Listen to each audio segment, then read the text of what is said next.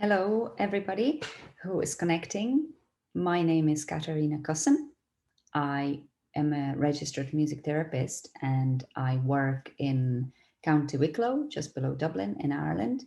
Most of my work would be with children with diagnosis of autism, and the research that I'm going to present to you is my master's thesis from University of Limerick, which I've concluded in 2019.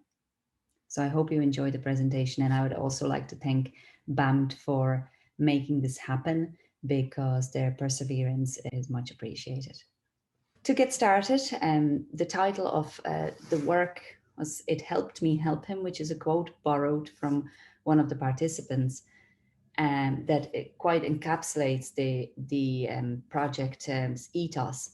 It is on parental perspectives of family-centered music therapy with children with autism in Ireland.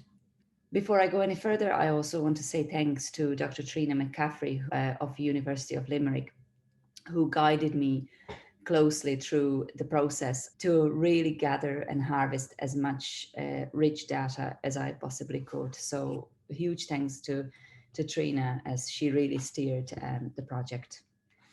So before we plunge into the actual study design and the findings, I just want to reflect on our thoughts of autism, of a family as something that is the close support network of a child, the unit that might be in some ways a stakeholder in all this as well. Currently, there's no family centre music therapy practice offered in public services. However, with the new restructuring of services for disability, which is underway as we speak, there are some very positive messages coming through, and family-centered approach being validated as the approach that should be part of the process from the very beginning. We might come back to the timing of the support when I speak about my findings. And very important to mention that there is an international base of evidence for this practice. This has been researched in other countries, and I have been in contact with some of the researchers who have closely looked into the family-centered way of using music and musical play, like Grace Thompson in Australia, and I know Claire Flower actually came to give a lecture in University of Limerick, which was really interesting. So she talks a lot about this kind of mesh work that is part of the support for the child. So the design of the study is very important, I guess. To really be clear on what I was exploring here is it is lived experience of a parent. Their experience of the intervention is very much rooted in lived experience, and it's the ontology of relativism. I explored their sense making, their meanings. I used the analysis to interpret their meanings through the different relationships of their context, and using IPA as the actual data collection method and analysis. The research question ultimately was, what are the salient points of the parents' experience of this intervention with their child with ASD in Ireland? How do parents experience this intervention in their lived context? And what are the parents' experiences of the intervention in the context of other support services experienced with their child in relation to their ASD diagnosis? This is really purely to establish a reference point of their context. The remit of the study is not to evaluate any either music therapy program or any other program or any particular therapist skills or approaches. This study doesn't really provide generalized conclusions about music therapy or other therapies. It just gives a flavor of the parent's experience and perhaps, informs us about how and what may be important. The parent is being considered in this study as an interpreter, I suppose, for their child's experience and for their own. Also a stakeholder in the child's care, which is really at the root of the family-centered practice. And then also being the advocate for the child's care, for the child's well-being, and for them receiving the best care possible. 4 participants have answered the call for participation, which is really a sample I was looking for the IPA method, to have a look into the deep meanings rather than to be getting a snapshot of a large profile. Four of them accessed four different music therapy programs led by four different music therapists. Very interestingly, all of their children were between the ages of 5 and 6, which is around the time of diagnosis. And I think that goes back to the HSE acknowledging that the change may be the point where the parent centered approach is the most needed. One of the participants participated in the therapy at the therapist's location, and three of them were participating in sessions in their homes. I'd just like to say thank you as well to IACAT music therapists who have spread the call for participants, and also as I am Autism Support Organisation here in Ireland. Collecting data was a matter of meeting the participants for a semi-structured interview, which was really very in-depth, very much along the lines of what was your experience of? Could you expand on this? And very often a lot of information was yielded when pause was allowed for the participant to reflect on what they may be saying. So once transcribed, I analysed the data using the Smiths, Larkins and Flowers method of IPA analysis, where the comments are analysed for the quality of the descriptions, for the language that's being used, and also for conceptual thoughts. And when all grouped into emergent themes, then the meanings that are threaded through the narratives come up as superordinate themes. Some of the information needed a little follow up because I really wanted to make sure that I am interpreting the meanings of participants correctly and that I'm not kind of applying any of my own interpretations. Bracketing bias was a very, very important thing in this study, and also setting aside understandings of the phenomena and just recording the responses to the topic and the theme from the very start before even meeting the participants was very important, and that I did. So I also asked the colleague to analyze a section of my interviews to make sure that there is a consistency in that. It cannot be stressed enough that this study really doesn't seek to establish general theory. Not this study. Perhaps future studies would be designed exactly to do that, based on the findings. But for the moment, this study really just gives us a flavor, gives us narrative. So going to my findings, first and foremost, the theme that has woven through all of the narratives of all participants was seeing, meaning, and leading to understanding, knowing, changing in perceptions of self as a parent and those of child, just seeing new things, becoming more aware of processes that may be going on, and also recording positive memories, not just living through positive memories of seeing the child enjoy something, but also making an actual record, like video record or audio record.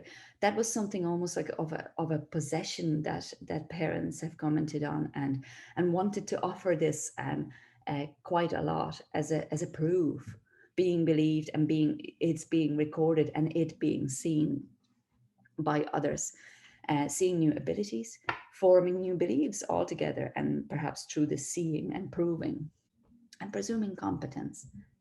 As I go through my themes, you'll see that I do use snippets of interviews that have been sensitively taken out of the context to still reflect the context. But I just want to stay true to the actual words that of the participants as much as possible. Knowing that he learned those words that we didn't know he knew and that he could sing and understand, that was massive. It really changed us. In what way, I asked.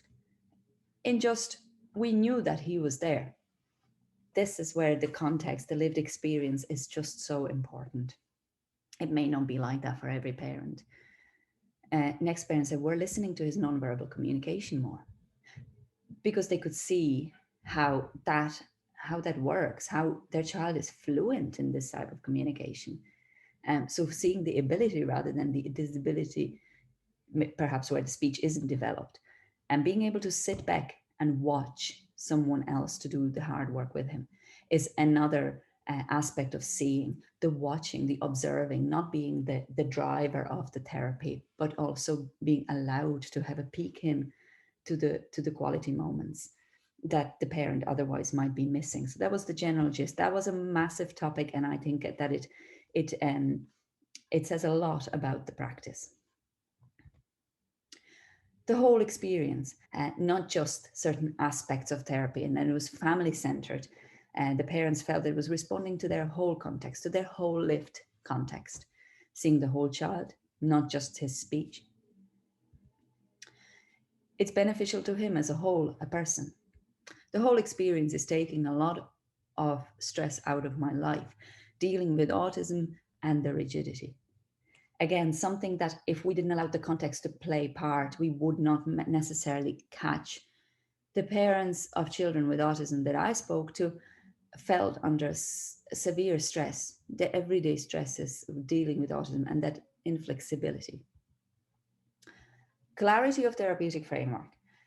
This was something that was very much parent informed view of the actual practice. Although some had an experience of a bit more understandable concept and being explained what's going to happen, but overall, um, all of them have highlighted that there is perhaps a lack of clarity of whose role is what, and because it's a triangle of a therapy relationship, and there is a lot going on compared to the traditional model of a client and a therapist.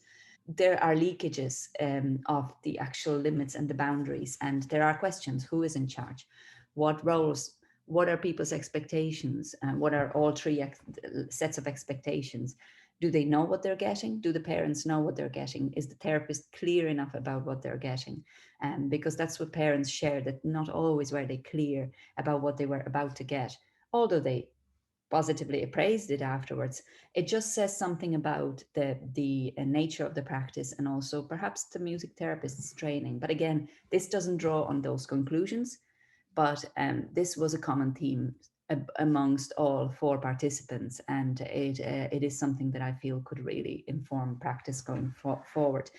I didn't expect to be actively involved. It took me a while to get used to it. That same parent commented on the music therapist's skills being very important in making her comfortable get involved. The forces in the room, who's in charge? And this was that, just that, making that reference point to other experiences. Jumping in to explain it to him or to the child is counterproductive to what the SLT is doing with him. So I said to MT, I'll stay out of it unless you call me. I'll sit there and try not to interfere. So the question is that what the therapist is aiming for in the child-centered or in the family-centered practice? And it's these questions we have to ask ourselves to shape that clear boundary. Home versus environment, other environment like clinic. There was a big debate about what is better, even for those who experienced it in the home. They have given their opinion what that would have been like for them at the health center and the other way around. Stress of appointments and getting to place was a big one, but really it was very much related to control and lack of control and choice over the environment that they may have to be entering, and perhaps an anxiety about that because they have an experience with their child of being rigid and in unfamiliar environments. Also, the position of the therapist was defined slightly, perhaps by where the therapy took place. So the therapist felt more like a part of a team to the parent in the home environment, whereas the therapist was seen more of an expert when participating in the health clinic setting. Sensory challenges was something that parents commented on a lot, and just the difference between the traditional framework and family-centered framework. The therapeutic relationship, some of the parents, 3 out of 4 in fact, have mentioned that with music therapy, and especially in the home, there was a connection, and that there's a connection where, like, the child would expect the therapist to walk up to the door. They were looking forward to the person, whereas in the other case where they go to other therapies like SLT and OT, the parents have experienced that they have to show a picture of a building, so it's almost like a face versus building, to really cue the child to what's going to be happening, because they experienced there was such an inconsistency in the services provided that not always was it the same therapist, not always was it the same room, and all these kind of aspects. So these are things that are important to parents, and they experience them in different ways. The practical support and what is the biggest thing, it's in connection with the collaborative way of working. The parents felt that the music therapy allowed them to introduce what was the biggest thing for the family and to deal with that biggest thing. On several occasions, they referred to the fact that it was very practical support for everyday stresses, that the goals were informed by the child and the parent a lot more than in other cases of therapy, and that there was no therapy homework or hard work. In, but in fact, the support happened through the sessions. So these two pictures illustrate one of the examples that a parent talked about, where the child was learning about emotions with their SLT, and that was indeed very useful. But the biggest thing for them at the time was their son getting out of the car seat and screaming at traffic lights. So this message from the SLT and the training wasn't really quite connecting with the child in the times of emotional dysregulation. So this is the account of, or the narrative of that. The biggest thing was we were driving through the town or to crash. There was a red traffic light. Oh, the screaming. And then parent refers to a song that the therapist has created and used through sessions to cue the child for good waiting. Simple song based on a familiar melody, and then sent to the parent through WhatsApp to be there outside of the therapy. I put it on and he was just sitting happily. It was like, that was really, at that point, I realized just how much important it was to us. Like this was a massive, massive a barrier in their life every single day. And the mother often spoke about, I was about to break the traffic lights. I didn't know what to do anymore. This was very, very, very stressful, very traumatic. And in fact, when you look at that, when parents reported there was no homework, there was no hard work, but yet the parent was the link and the tool there in the process to put on the video, to take out their phone and put on the video. So there is work for the parent. There is engagement they have to make this work, but it's not seen by a parent as hard work. Feelings. All parents have commented on the emotional well-being being supported by family-centered music therapy, and not just the child's but also the parents. Some even said that parents have addressed or brought awareness to feelings that they have neglected, or saying, oh, it's huge, it's nearly more for the parents. The parents need to relax, they need to calm down, and this was all in relation to their child's health. um, Also, the child could just label feelings non-verbally by going boom on the keyboard. So that's a huge aspect of music that has been well documented, and I guess compliments to those comments. And in terms of the change, it's only now I realized how much it changed us. We were under such a pressure before. So there was a change seen by the parents, and it helped me help him. That enabling process was acknowledged a lot of the times. So the whole narrative really kind of, it was interchange of actions between the child and the parent and the child relationship, and leading to change together. Um, Enjoyment. So enjoyment was huge, although it might sound very simple to some. Enjoyment is really important to a person's well-being. In terms of the parents' experiences, they felt that their child had an actually opportunity for a positive experience, for experiencing this within sensory environment that they could control and where they could choose many different aspects of sensory input. Also, it allowed them to just have that self-expression of letting loose. It was great hit in our house to sing or play whatever, and it was full of nonverbal communication. And just being able to access fun, because there is exclusion, no matter how much inclusive our society is. Often the parents commented on their children being perceived as disinterested, or because they simply cannot access it in that environment. The last topic that, or the theme that I really wanted to highlight, was the theme of language that was being used. And these are just some of the snippets or language that the parents used to describe their experience. And a lot was to do with seeing again, reaching, reeling the child in. Likes of my child, he has to be reeled in a different way, if you like. That was a way to describe my child has different needs, and my child needs an approach that suits his needs, and I know what that is. That was kind of the general and being collaborator with the therapist then led to that being successful. The different opposing opinions of an expert in relation to speech and language therapy they spoke about, they were looking for the therapist to be the expert. However, in the family-centered music therapy experience, they saw the therapist as a collaborator by saying she took my ideas and may had to tweak them a little to get a learning outcome. The parents still recognize the expertise of the therapist, but didn't put therapists up on a pedestal past their expertise, because they were the contributors of the goal um, from their experience. So overarchingly, involvement and collaboration was one kind of a bubble of highlighted experience.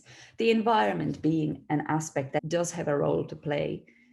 The intervention in the context of other care services, as I said, that was used as a reference point, but in fact, I felt it worked really well to highlight what family-centered music therapy offered to these parents, what they felt was quite unique about family-centered music therapy for them, and the emotional health being addressed, which is something that I guess most therapies aim for the wholesome support, but not always did the parents feel that it got through as much as it did in the family-centered music therapy. So sorry, probably over conclusion here, but yeah, again, the common experience is being collaborator, being involved, but also lacking the clarity of roles from the onset, changes in perception, empowerment. Also, one of the aspects was very costly for the parents, and it was all privately funded. So that was a burden seen by the parents. However, they kept engaging in it. Also, just a multifaceted type of support. It was for the parent, it was for the child, it was also for the child and parent relationship. Just a benefit that parents said they felt from accessing shared experience, shared joy. And in the context of other services, it was described by the parents as very family centered, very child led, and flexible, which is something that they said themselves didn't know would really work quite well or not with the rigidity of their child. But the music has often provided a lot of structure, and it was tailored to the child's needs and very motivating, in fact. So, how may this be relevant? I guess it could inform practice, if explored further as a basis for other studies. The environment has a role to play, and the emotional health of the family is considered by parent as important in supporting their child. And the timing of the family-centered support was a key in the parents' experience, because around the time of diagnosis was a time that they felt they needed a lot of support. Limitations, again, very small sample, but it was ideal for the in-depth understanding of the experiences. The variables were everywhere, really, and but in some ways that was very interesting, because a lot of common experiences have been described by the different parents independently. And the healthcare context, a traditional versus family-centered care, that was highlighted as a thing. This is just something that I was asked by the parents to share as part of their participation. Although it doesn't form part of the data that I analysed, it's something that they would like to share with you. I was motivated to participate in this study to support the developing practice of family-centred music therapy in Ireland. It has been a lifeline to us.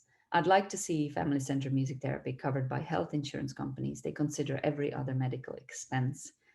And last but not least, I would like to see family-centered music therapy introduced as part of the official intervention. So what's next? Does the study form basis for further research?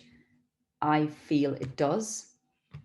I was stunned by the commonalities of the experience. The parents, as service users, effectively have a lot to share and have a lot to contribute to the care model for their child, as I say, as an advocate for their child. I would love to see a further inquiry into this topic in a form of perhaps a pilot scheme that would explore the efficacy of the intervention without that many variables and in a bit more controlled environment and a bigger sample. So Thank you very much for listening. And now it's time for questions.